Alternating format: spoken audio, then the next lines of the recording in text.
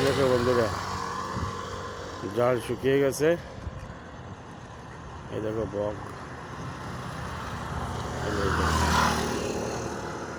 বক বক আছে, তারপরে বক পাখি আছে।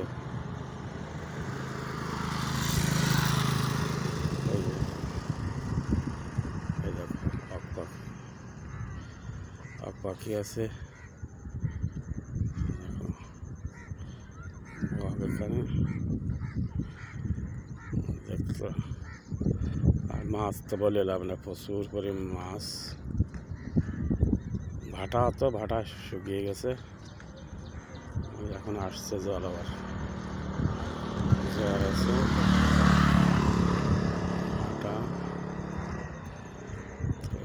দেখো, একদম সুন্দরবনের মতন জায়গাটা।